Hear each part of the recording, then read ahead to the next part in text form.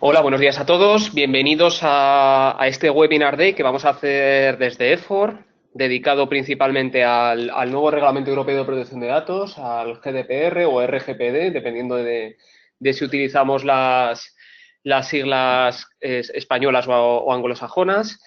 Lo primero de todo, presentarme. Mi nombre es Miguel Ibáñez. Trabajo en el departamento de sistemas de EFOR. Ahí tenéis mis datos de contacto. Me acompaña mi compañero Iván Iglesias. Hola, buenos días y gracias a todos por participar en este webinar. Nuestro objetivo en este webinar es comentaros los principales pasos que tienen que cumplir o que tienen que dar las empresas para cumplir con el Reglamento Europeo de Protección de Datos para el 25 de mayo. No obstante, antes de comenzar, me gustaría dejar o comentaros que os hemos puesto ahí el enlace a nuestra página web www.efor.es, donde vais a poder acceder a próximos eventos, información de próximos eventos, webinars, talleres que vamos a realizar, incluso el poder consultar contenido de eventos anteriores. Y os dejamos también nuestro blog, www.lainnovacionnecesaria.com, en el cual redactamos y generamos contenido que puede ser de interés para todos vosotros todas las semanas de diferente temática, de sistemas, de consultoría, de seguridad, de marketing digital, estrategia, etcétera, etcétera, etcétera. Entonces os invito a que cuando finalice este webinar o los webinars de hoy accedáis para poder ver todo este contenido. Sin más dilación, vamos a comenzar con lo que nos lleva en este webinar, que son los principales pasos para cumplir el día 25 de mayo, que es la fecha que tenemos de límite para adaptarnos al Reglamento Europeo de Protección de Datos. Llevamos ya muchos meses avisando, contando novedades, etcétera. En este webinar lo que pretendemos es dar pinceladas más concretas de todo lo que hay que hacer y en nuestra opinión, qué es lo más importante que deberíamos ir haciendo, ¿vale? No obstante, queremos comentar brevemente en el punto en el que nos encontramos, porque hay mucha gente que aún no sabe si nos aplica la ley española, si no nos aplica, qué es esto del reglamento europeo. Entonces, os lo voy a resumir brevemente. En España, en el año 99, salió una ley orgánica de protección de datos de carácter personal, que se complementó con un Real Decreto que desarrollaba la ley orgánica y era sobre medidas de seguridad que había que aplicar para cumplir para proteger los datos. ¿De acuerdo? En el año 2016, el 25 de mayo de 2016, se aprueba un reglamento de la Unión Europea que es de inmediata aplicación para todos los Estados miembros y que tiene un plazo de aplicación de 2 años. Por lo tanto, hemos tenido 2 años desde el año 2016 para adecuar nuestras organizaciones al GDPR. ¿De acuerdo? Y mucha gente nos pregunta, ¿y qué pasa con la Ley Orgánica de Protección de Datos? Bien, pues ahora mismo está en tramitación una nueva Ley Orgánica Española de Protección de Datos que estará enmarcada dentro de los preceptos del Reglamento Europeo de Protección de Datos. Por lo tanto, vamos a tener también una ley española, pero que no se va a contradecir con el Reglamento Europeo de Protección de Datos. ¿De acuerdo? Bien, ¿qué pasos tenemos que ir dando para cumplir el 25 de mayo? Pues el primero que os quiero comentar es el registro de actividades de tratamiento. Lo comento el primero porque es la base mediante luego tenemos que trabajar. Si no sabemos qué actividades de tratamiento estamos realizando, no vamos a ser capaces de definir qué medidas de seguridad hay que aplicar, ni cómo recogemos los datos, a quién se ceden, etcétera, ¿vale? Nuestro flujo de datos no lo vamos a tener claro.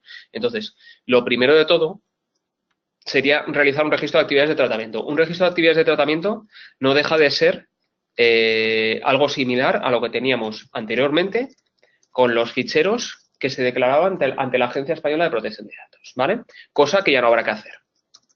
Entonces, en este registro de actividades de tratamiento, este registro de actividades de tratamiento no es una cosa obligatoria, sino que, como veis ahí en la slide, es obligatorio solo en empresas de más de 250 trabajadores, o bien cuando el tratamiento tiene riesgo para los interesados, o bien cuando se tratan categorías especiales de datos y datos penales, pero para demostrar la proactividad, yo siempre recomiendo el realizar este propio registro, ¿vale? Aunque no sea formalmente, pero al menos sí tenerlo identificado.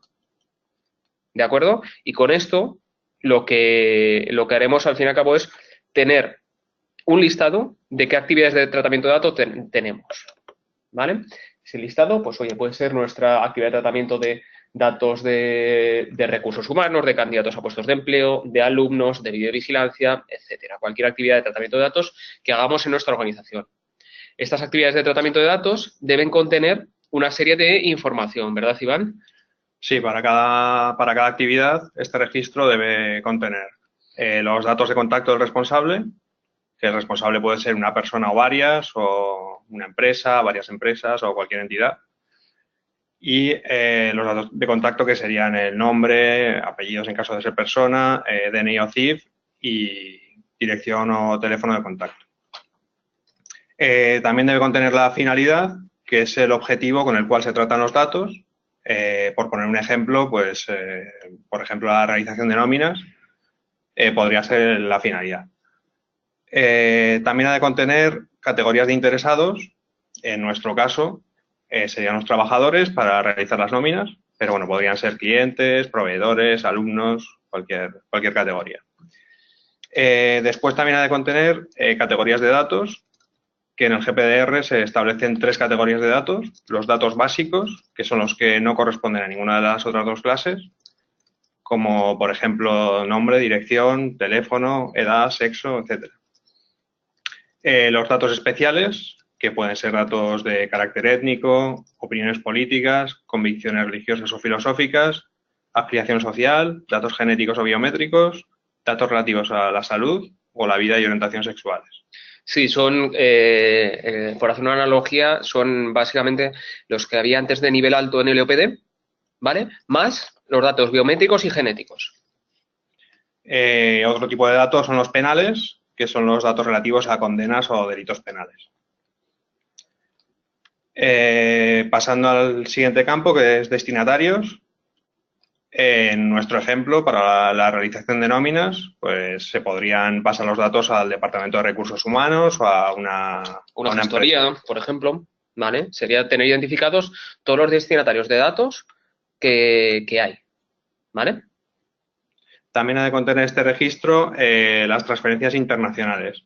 En caso de haber una cesión de datos a una empresa de otro país o a cualquier organización de un país externo a la Unión Europea, habría que avisar a los interesados de que se van a ceder los datos y habría que hacerles firmar un contrato que comprometa a cumplir el GDPR a esa empresa o a esa organización que está fuera de la Unión Europea.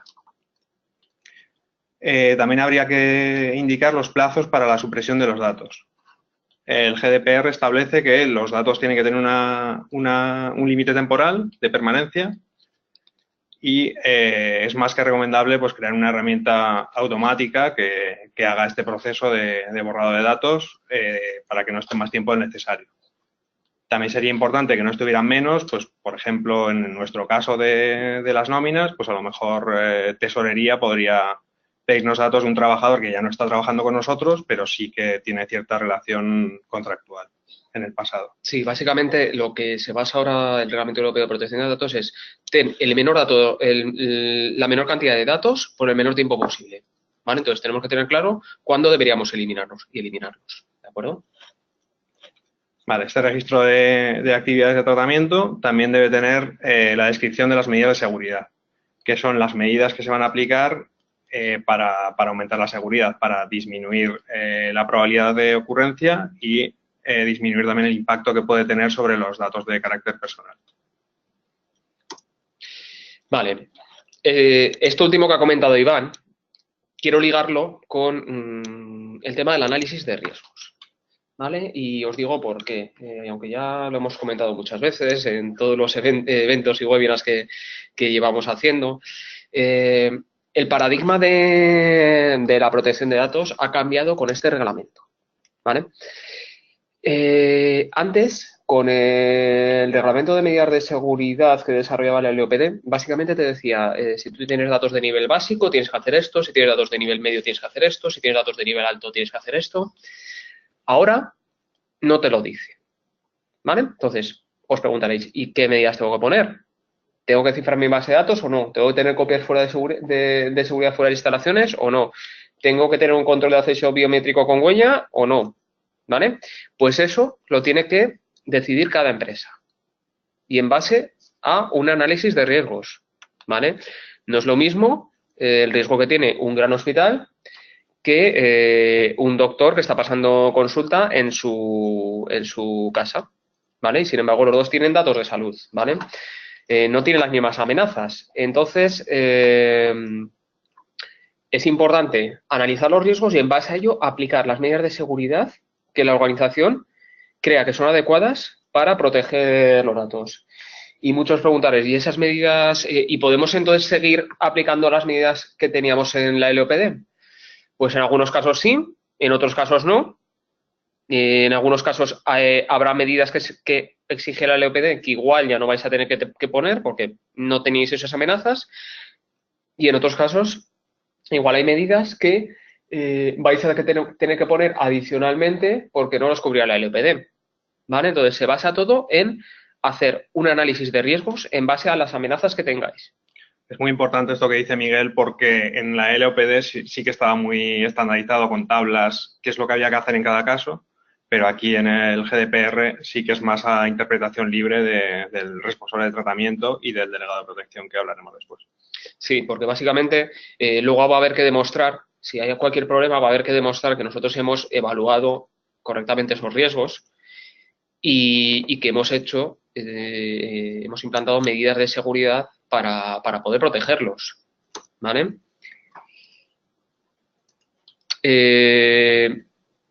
Y me preguntaréis, ¿y qué medidas podemos aplicar?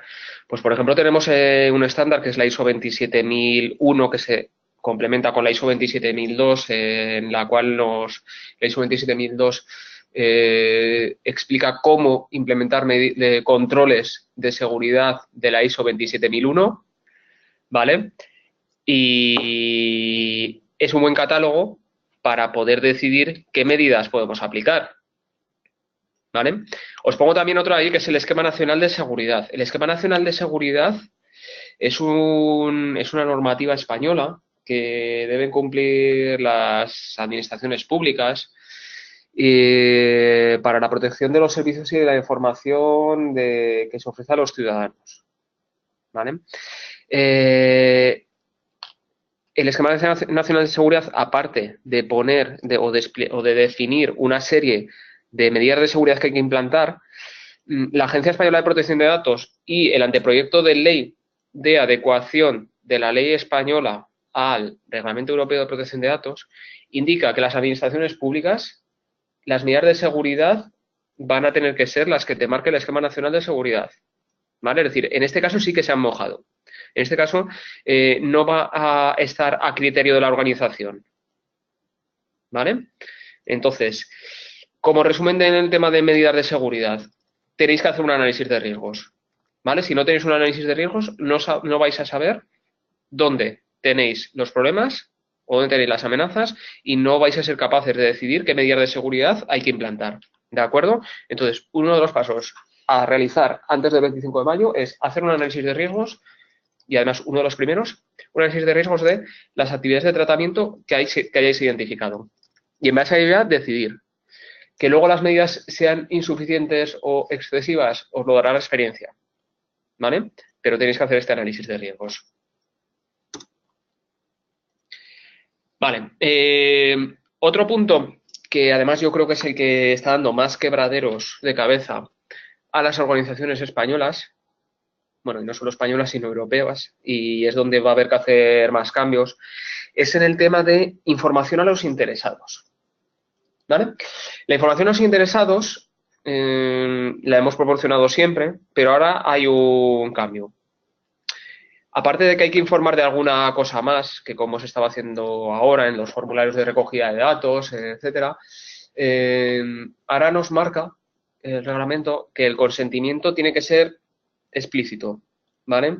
No puede ser un consentimiento tácito por omisión, como nos pasaba ahora muchas veces. Ahora muchas veces nosotros rellenamos un formulario y nos informaba debajo de que, bueno, según la Ley Orgánica Española de Protección de Datos del año 99, le informamos que sus datos pasarán a formar parte de un fichero, propiedad de tal empresa, para esta finalidad, puede ejercer sus derechos de esta manera. Si usted no dice nada, entendemos que acepta. Eso ya no va a valer. ¿De acuerdo? Ahora, el interesado tiene que dar su consentimiento, ¿vale? Y el consentimiento mediante una acción afirmativa. Es decir, va a tener que acceder a algún enlace, marcar alguna casilla, esa casilla no puede estar premarcada, ¿vale? Entonces, vamos a tener que evidenciar o que poder evidenciar que el interesado ha dado su consentimiento y además para cada una de las finalidades. Si utilizamos los datos para enviarle, para la gestión administrativa y para enviarle información sobre nuestras promociones, esos son dos finalidades diferentes. Y el afectado o el interesado podrá negarse o podrá decidir para cuál de las finalidades acepta. ¿De acuerdo? Además, hay que informar de manera muy transparente, ¿vale? Uno de los principios del Reglamento Europeo de Protección de Datos es el principio de transparencia. Entonces, tiene que estar redactado en un lenguaje claro, conciso y comprensible. Tiene que ser entendible para una persona sin estudios o para un niño, ¿vale? O un menor. ¿De acuerdo? Preguntaréis, ¿y todos los datos que tenemos hasta ahora, qué hacemos con ellos? Pues si no podéis evidenciar el consentimiento, deberéis recabarlo. ¿De acuerdo? Entonces, si tenéis vuestras bases de datos en las cuales hacéis mailings y no tenéis un consentimiento expreso y demostrable, deberéis volver a validarlas, a validar esos contactos. ¿Vale? Ya le haré informar de qué tenemos que informar ahora, porque ahora cambia bastante, ¿no, Iván? Es decir, de qué hay que informar ahora. Ahora tenemos que informar de la identidad del responsable del tratamiento, a quién se puede dirigir el interesado en caso de tener cualquier duda. Finalidad del tratamiento, que es el fin para el que se tratan los datos. La forma de ejercicio de derechos, cómo puedo yo ejercer mis derechos, los derechos los veremos ahora más adelante. Los datos que se tratan, en caso de que los datos se obtengan de una forma indirecta, o sea, por ejemplo, a través de una fuente pública o que no sea el interesado el que nos los cede directamente, habría que informar sobre qué datos tenemos. También, en el mismo caso, habría que informar sobre el origen o la fuente de los datos, o sea, de dónde hemos obtenido esos datos.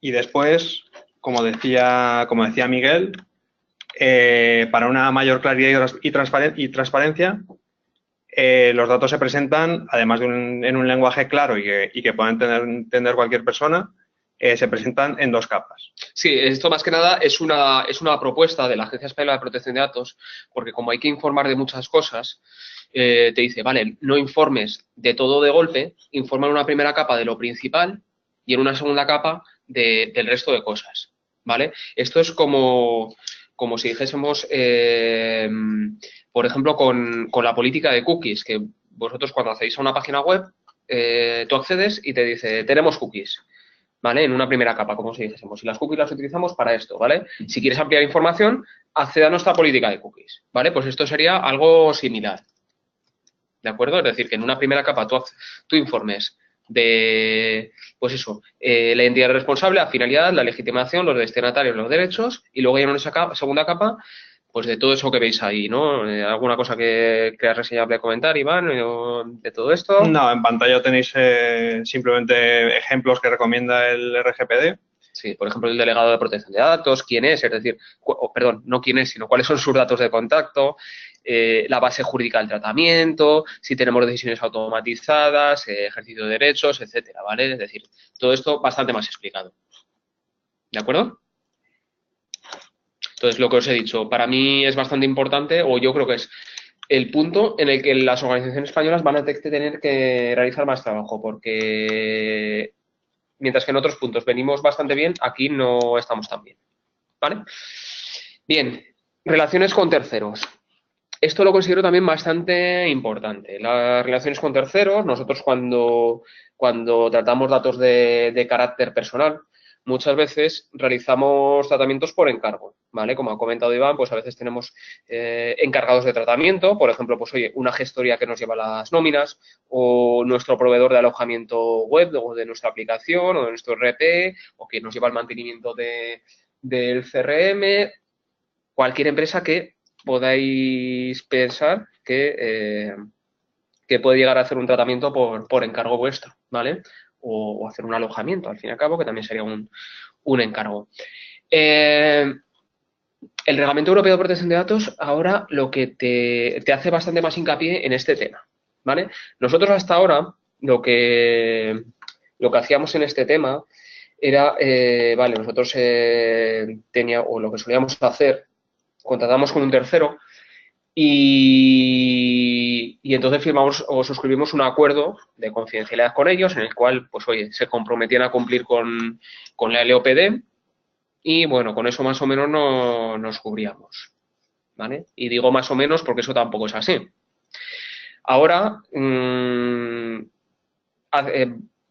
hacen más hincapié en esto, ¿vale? Indican que nosotros debemos exigir garantías a estos terceros, ¿vale?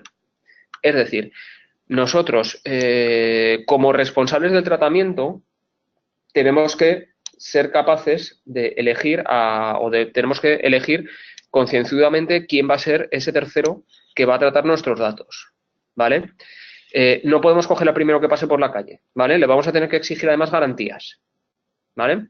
Las garantías puede ser dejar por escrito en un contrato qué medidas de seguridad me van a aplicar según la evaluación de riesgos que haya hecho, o le voy a poder pedir certificaciones de seguridad, como puede ser una ISO 27001, por ejemplo, ¿vale? Porque si nosotros seleccionamos mal un tercero y no le hemos pedido garantías y tenemos un problema con los datos por culpa de ese tercero, la culpa va a ser siempre nuestra, siempre, ¿vale? Entonces es muy importante decidir correctamente quién es el tercero que va a tratar nuestros datos, ¿vale? Además, podríamos llegar incluso a solicitar evidencias de cumplimiento, registros, poder hacerles auditorías que nos presenten certificaciones. Yo estoy encontrándome bastantes clientes que para ser proveedor de otro cliente le están pidiendo una serie de documentación ya de, oye, envíame tu política de seguridad, envíame tu política de gestión de copias de seguridad, etcétera, ¿vale? Porque yo quiero asegurarme que realmente lo estás haciendo bien. Entonces, con todo esto de relaciones con terceros, lo que debéis hacer es, primero, identificar con qué terceros estáis trabajando. Muy importante, porque muchas veces no se sabe.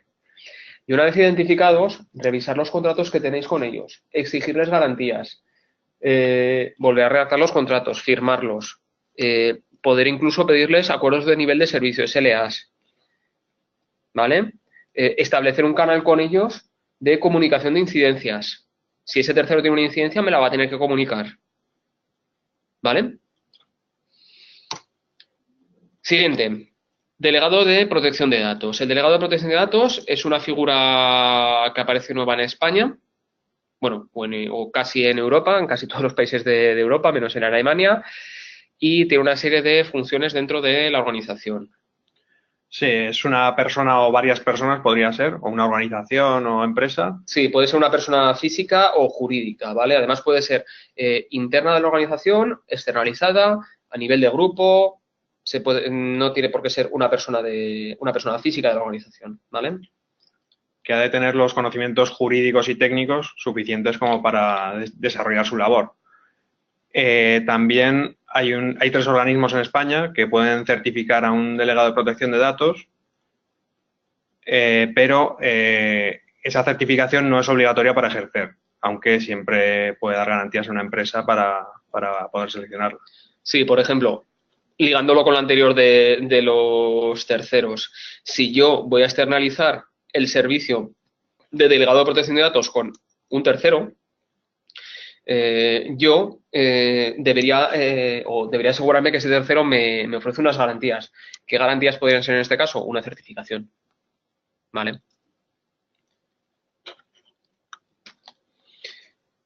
Vale, el delegado de protección de datos tiene una serie de funciones, ¿vale?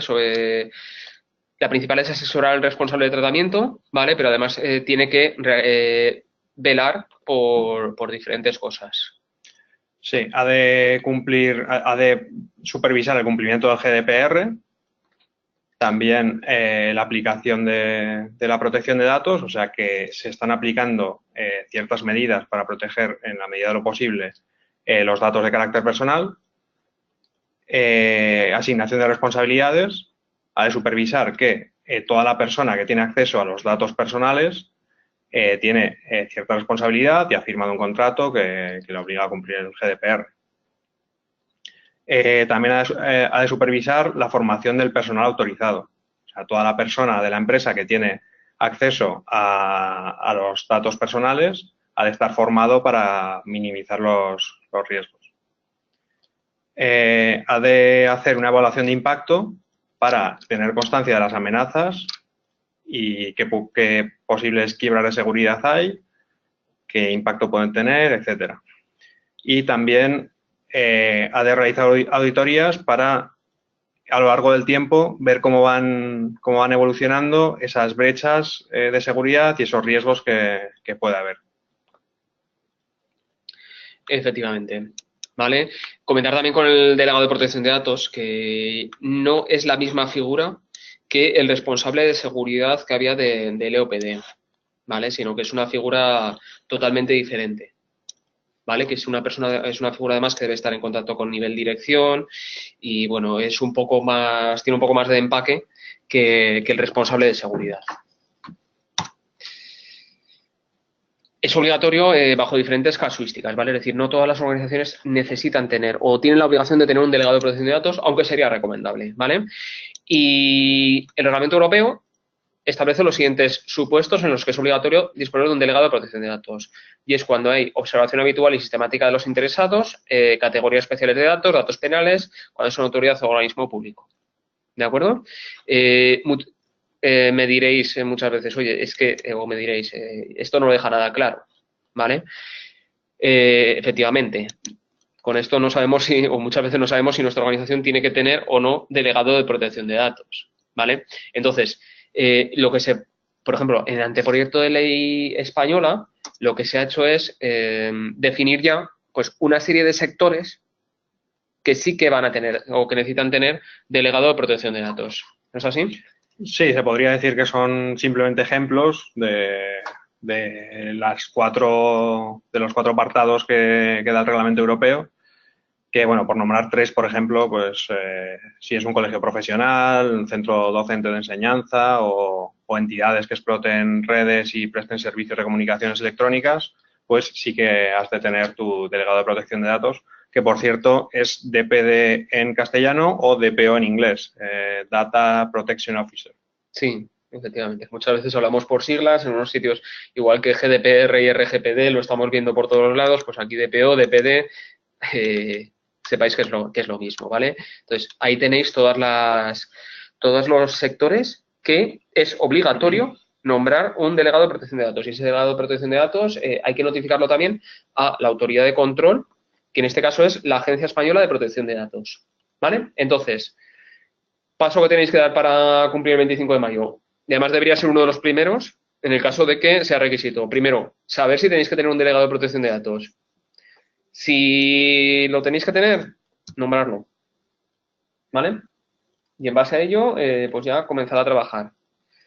¿Vale? Pero si estáis en alguno de estos sectores, tenéis que tener un delegado de protección de datos. Si no estáis, pues podéis tenerlo o no, como he comentado, que siempre es recomendable.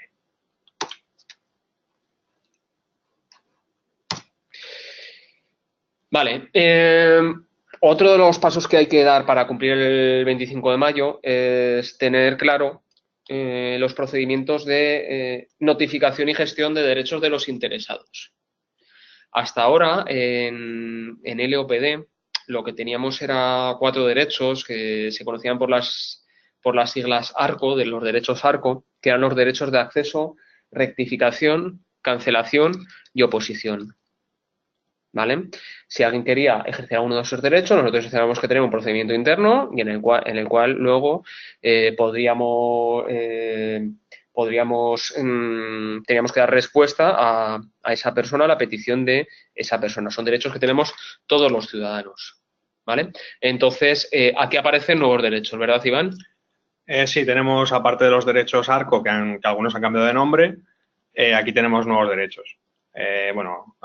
Acceso a los datos ya lo teníamos en la LPD, rectificación de los datos, que también, pero bueno, sería modificar los datos por parte del interesado. La supresión de los datos, que también lo teníamos en el OPD, pero con el nombre de cancelación. Sí, ojo, solo puntualizar, la supresión o cancelación no significa borrado, sino al fin y al cabo bloqueo, ¿vale? Que muchas veces esto se confunde. Después aparece como un derecho nuevo la portabilidad de los datos, que es el derecho a que se le envíen o bien al interesado o bien a otra empresa los datos del tratamiento. Por poner un ejemplo, pues si me cambio de una compañía telefónica a otra, puedo pedir que cedan mis datos directamente sin pasar por mí o que me los cedan a mí, yo se los cedo a la otra empresa. Además, sin coste alguno, ¿vale? Es decir, debería ser una operación gratuita, a no ser que sea que sea una cosa muy repetitiva, ¿vale? Es decir, que todos los días estés ejerciendo tu derecho de portabilidad y te digan, oye, que es que estamos todos los días dándote tus datos, al final te voy a cobrar X por dártelos, ¿vale? También está el derecho a la limitación del tratamiento. El interesado puede limitar la finalidad del tratamiento de datos. Sí, el de limitación de tratamiento, yo, por ejemplo, para que se vea claro, lo comento siempre con el de oposición. El de oposición es, yo me opongo a que se utilicen mis datos para esta finalidad, pero, por ejemplo, las empresas pues tienen un plazo para ver si este ejercicio de derechos es lícito o no, ¿vale? Entonces, por ejemplo, y en ese plazo, pues podían, por ejemplo, yo me opongo a que me enviéis comunicaciones comerciales, ¿vale? Pero mientras se decide si es lícito o no, pues yo ahora podría ejercer también mi derecho de limitación de tratamiento, ¿vale? Que lo que haría sería vale, yo me opongo, pero además limítame el tratamiento desde ya, ¿vale? No me envíes comunicaciones comerciales. Y luego tenemos uno nuevo también, que es el objeto a no ser, que es el de no ser objeto de elaboración de perfiles. ¿Qué queremos decir esto? Con esto, que para una toma de una decisión, o tenemos derecho que para que en la toma de una decisión intervenga una persona, ¿vale? Por ejemplo, que es un ejemplo que se pone siempre, no nos pueden denegar el concedernos un crédito a través de decisiones totalmente automatizadas por meter yo los datos a una página web. Tengo derecho a que me atienda una persona y decida si me van a conceder ese crédito o no. ¿Vale? Otro punto que tenemos es el tema de la notificación de brechas de seguridad. ¿Vale? Es un punto nuevo en el cual es obligatorio notificar las brechas de seguridad a la Agencia Española de Protección de Datos en las 72 horas siguientes a que se produzcan. Pero esto tampoco es lo primero que hay que hacer, sino que antes de que se produzca la brecha de seguridad, en la fase de diseño del tratamiento, tenemos que crear un procedimiento a seguir en caso de tener una brecha de seguridad. Después, en el momento de tener la brecha de seguridad, habría que analizar la naturaleza y el impacto. De dónde viene esa brecha y qué impacto puede tener sobre los datos personales. Una vez se tiene este estudio, habría que notificar a la autoridad controladora, en el caso de España, la AGPD, la Agencia de Protección de Datos, sobre la naturaleza y el impacto. Cuál es el motivo, qué impacto tienen en la información de los trabajadores, en la información personal. También habría que informar sobre las categorías de datos, o sea, qué tipo de datos que nombrábamos antes, datos básicos, datos de carácter especial o datos penales están afectados y qué categorías de interesados también están afectados. Habría que informar también sobre qué medidas se adoptan para solventar la quiebra. O sea, esto va relacionado con lo que decía Miguel en medidas de seguridad. para reducir la probabilidad de ocurrencia. También hay que notificar, si procede, Al interesado. Al interesado. ¿Vale? Porque al fin y al cabo puede haberse visto vulnerada su intimidad, ¿vale? Entonces, si el interesado se le ha, al fin y al cabo, se le puede identificar y se han filtrado datos suyos o afectado sus datos, se le debería notificar, ¿vale? Es como cuando hoy hay una fuga de las contraseñas de las cuentas de Yahoo y te mandan un correo diciendo que te recomiendan cambiarla porque se ha filtrado. Pues lo mismo. ¿De acuerdo?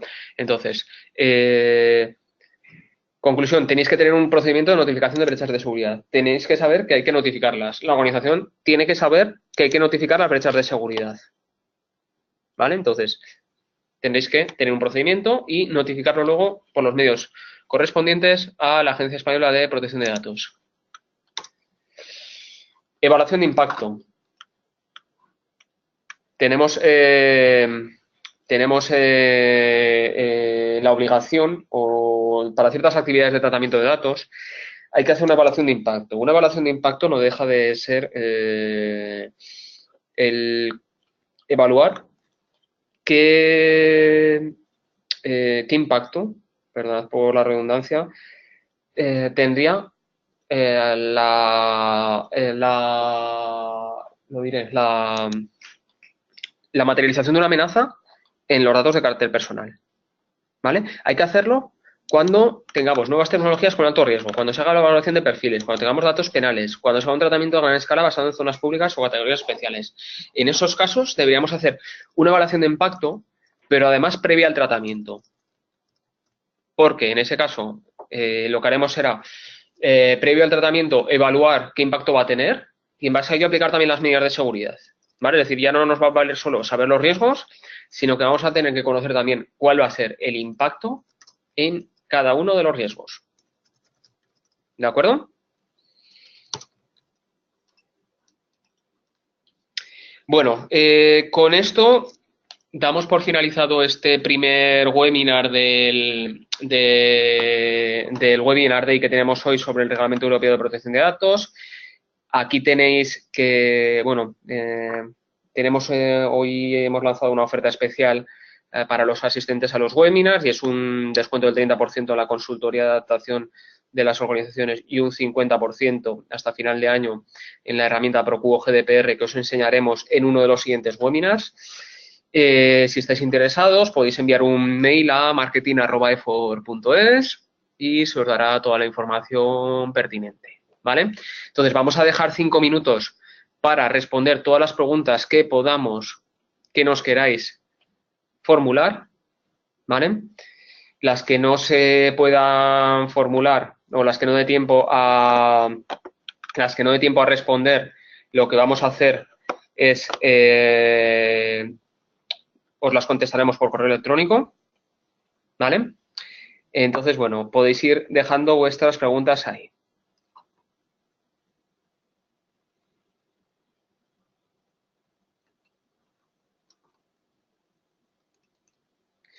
Vale, nos preguntan que en cuanto a evaluación de impacto, ¿cómo medir qué es tratamiento a gran escala? Es una muy buena pregunta, ¿vale? Y en ningún caso se está dejando claro.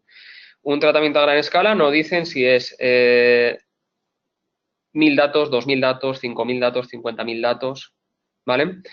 Un tratamiento a gran escala no se especifica, ¿vale? Entonces, a no ser que se dé alguna indicación, alguna guía en la legislación española por la Agencia Española de Protección de Datos, no está claro, ¿vale? ¿Un tratamiento a gran escala podría ser la recogida de cookies? Pues perfectamente, ¿vale? Si recogemos cookies que podemos identificar a personas, sería un tratamiento a gran escala, si estamos recogiendo muchas cookies y mucha información de esas personas. ¿De acuerdo? Vale, nos preguntan si se considera cesión si los datos de empleados se envían a otra empresa de una multinacional que está ubicada en la Unión Europea. Esa cesión, si está en la Unión Europea, estaría legitimada por el Reglamento Europeo de Protección de Datos y no habría que pedir ninguna notificación adicional, ¿vale? Ninguna medida de seguridad adicional ni nada, ¿vale?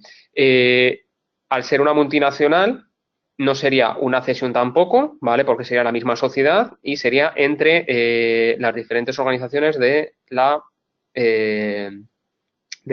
sociedad. ¿Vale? Nos preguntan si una empresa con menos de 250 empleados no está obligado a cumplir con el GDPR.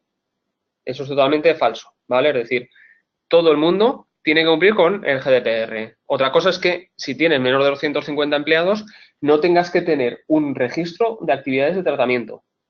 Pero tú vas a tener que aplicar las medidas de seguridad para proteger los datos. Es decir, los datos los tienes que proteger sí o sí.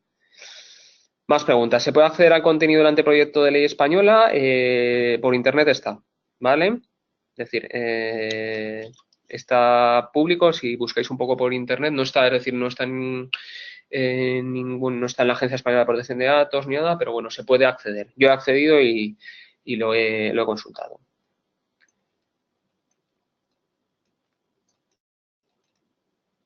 Vale, nos preguntan también si en una consultoría de informática business to business es necesario tener un responsable de DPO. No es obligatorio, ¿vale? No está dentro de los supuestos que sea necesario el tener un delegado de protección de datos. Vale, una persona que me entrega una tarjeta comercial, ¿qué tratamiento debería darle? ¿Cómo ejercería sus derechos? Vale, si te entrega una tarjeta comercial, lo que te están dando al fin y al cabo son datos profesionales, no son datos personales. Otra cosa es lo que haga yo con esos datos, ¿vale? Si yo luego quiero enviarle información sobre ciertos productos, etcétera, etcétera, yo debería pedir su consentimiento. ¿De acuerdo? Vale. Nos decís también si podemos resumir la responsabilidad jurídica del delegado de protección de datos. El delegado de protección de datos no tiene ninguna responsabilidad jurídica, ¿vale? La responsabilidad va siempre para la empresa, el responsable del tratamiento. ¿De acuerdo? Nos pregunta también qué pasa si no se comunica una brecha de seguridad a la Agencia Española de Protección de Datos. ¿Para qué quieren saber que una tiene una brecha de seguridad? Pues, a ver, el Reglamento Europeo de Protección de Datos te dice que tienes que comunicarlas. Si no las comunicas, pues es igual que si no implantas medidas de seguridad o si haces acciones ilegales, ¿vale? ¿Para qué quieren saber si tiene una brecha de seguridad? Pues porque puede poner en peligro los datos de los afectados, ¿vale? Bueno, vamos a ver una pregunta más. ¿Cómo se demuestra en un formulario web que se ha producido el consentimiento? ¿Con tener guardada la página activa en ese momento y la base de datos valdría? Pues tenemos que poder evidenciarlo de alguna manera, ¿vale? Es decir, ya sea teniendo la evidencia en una base de datos, teniendo un formulario, lo que sea, ¿vale? Es decir, por ejemplo, yo guardarme en base de datos que esta persona ha hecho clic a este texto que tenía en este momento, ¿vale? Tenemos más preguntas. Lo que haremos será responderlas por correo electrónico porque no nos da tiempo, ¿vale? Porque en 10 minutos comienza el siguiente webinar y no nos da tiempo a responder todas. Así que os las responderemos a posteriori. Quería daros las gracias por asistir a este primer webinar del webinar de que estamos realizando. Y bueno, espero que haya sido de vuestro interés, ¿vale? Os animo a que asistáis a los siguientes, ¿de acuerdo? Muchas gracias a todos por vuestra asistencia de interés. Un saludo. Un saludo, gracias a todos.